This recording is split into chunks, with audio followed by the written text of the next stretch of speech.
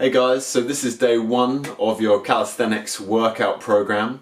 The first exercise that we've got is banded pull-ups. Now of course you've all got your bars and I just want to kind of go through how to put them up and obviously how to attach the band and a couple of things not to do because obviously they can come off the wall, so just be wary of that, okay? So with your bar, first thing, if you've got your band, I know a couple of you got bands, just attach your band around the center and then bring it through so then it's locked in place. If it doesn't feel too secure, you can bring it around the outside of these two little grips just here and then it will give you more tightness. So again, it's not coming down as deep, so then it's going to give me more spring coming back up. If you want to do that, you can do that one. So I'm then going to put my foot in that band and then push all the way down. But just remember guys, with these, the top part of the pull-up bar has to go above the door frame. Even if it's just sitting there, just make sure it's fully sitting above the door frame. Push it hard, make sure it's fully locked in, and then keep that tension. If you are doing things like jumping pull-ups later on, just make sure you're not pushing it up and then you try and pull down, otherwise it will come off, okay? So just when you do those, keep that tension pulling down, even with the band. I'm going to put my foot on the band and then I'm ready to do my assisted pull-ups. So with those assisted pull-ups, that band's just going to pull me up as best I can and assist me. If I am struggling, go wider with my feet. So my feet are much wider at the bottom. So now the band's going to assist me pulling up a bit more. If you are too tall, you're probably going to need to go to a kneeling position. So I'm going to put my knee in the band and one leg out of the band, and I'm just going to use the band on the knees, okay? It's going to give me slightly less resistance, so if that's the case, I now attach the band like this, and now I'm going to bring it down to one knee. A little bit more difficult to do, but now I'm going to put my knee in it, and now it's got a lot more pull, it's got double the pull. Okay, so you're going to find that a bit easier. So if anyone is struggling, just double up your band, or if it is still fairly challenging, just lock it out as normal, like we said, and just put it on the foot, and just going down and up as normal. You can use this grip as well, so for those of you that want to, you can go the wide grip for proper pull-ups. You can use the chin-up grip. This is going to hit more bicep. It's totally up to you what you feel you can do. And you can use this one, a neutral hammer grip, okay, the one pointing back. So they're all great options. If you struggle with any of them, just let me know.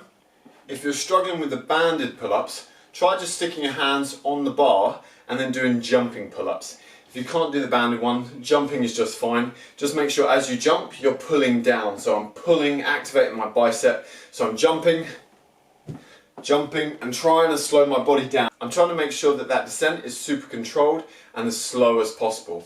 That way I'm going to really hit the biceps and the back and the lats. Jumping up, slow that descent, jumping up, keeping it nice control. These are negative jumping pull-ups. Okay? If you do enough of those, you're still going to feel it just as much as you would doing normal pull-ups. Alright guys, so the next exercise we've got is a 2-second push-up. With this one, if you can go full body, we're going down as deep as we can, and we're holding at the bottom for 2 seconds. Full lock, down, hold, 1, 2, back up, full extension at the top, 1, 2, full extension. As we go down in these, we're trying to get that control, 1, 2, and we're not just resting on the floor, we're keeping our body engaged, we're at right angles with the elbow. If you can't go down that deep, try and get fairly deep, 1, 2, push back up. It's all going to be beneficial for the triceps. Again, if you do struggle with those, just go on the knees, going down, 1, 2, back up, 1, 2, back up, okay? They're going to be nice and easy. Alright guys, so the next one is 12 pistol squats each leg. We're going to try and do this if you can, either on a nice hard surface without a chair, and you're going to try and go down, control, as deep as you can, keeping that balance. You can hold onto your toe if you want to, and then you're pushing up. That's the ultimate goal. If you can't do that, you can hold onto your toe, steady yourself with a wall or a chair, and you're going to go down as deep as you can, and then pushing back up. If you can't do that, use a chair to assist you, and put one leg in front, and you're going to go down, and then you can push off of that chair a little bit. This is a bit more advanced, so those that are pretty close to doing the full pistol squat, try and do this one, try and get the full range of movement. If you are still struggling with those, no problem, they are hard exercise. Use a chair, one leg in front, going down to the chair, coming back up. Down to the chair, coming back up. The quads and glutes are massively worked through a pistol squat. We're going to do 12 reps each side, so make sure you do 12 reps one side. Once you've done all 12 reps, we're going to the next one. Alright guys, so now we're going to be doing some rows. You can do these either banded or bodyweight, totally up to you. Just make a little cross in the band, then you're going to put your feet over that cross.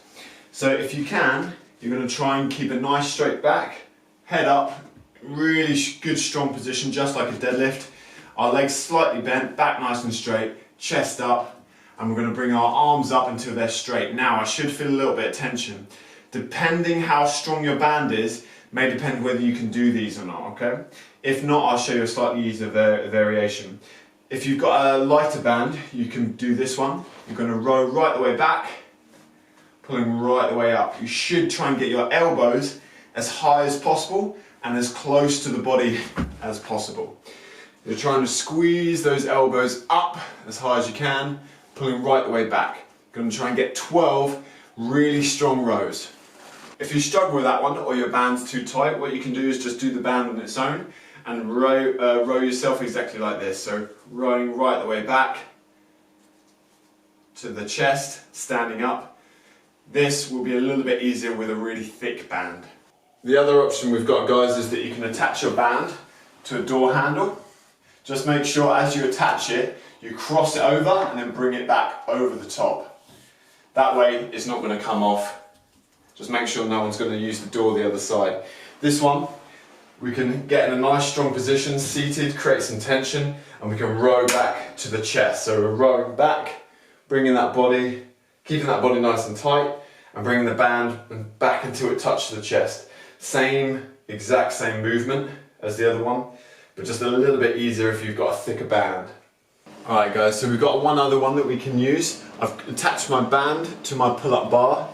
I can, if I wanted to, lay down on the floor or just in a seated position, lean back, and I can pull that band back to my chest. Again, this is a seated row position. And again, if you've got a nice strong band, if you're getting your elbows right the way back, this is really going to start to burn. Depending on the band, can give you upwards of 70 kilos worth of pressure or resistance. So again, it can be a lot of weight that you're trying to pull back down, okay?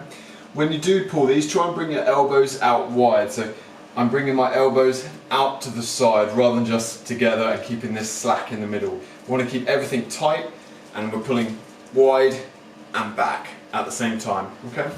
For those of you that have a TRX for bodyweight rows, this is going to be ideal. I know some of you have got a TRX at home, so this is going to be an ideal one for bodyweight rows. Really going to start to develop that upper body strength.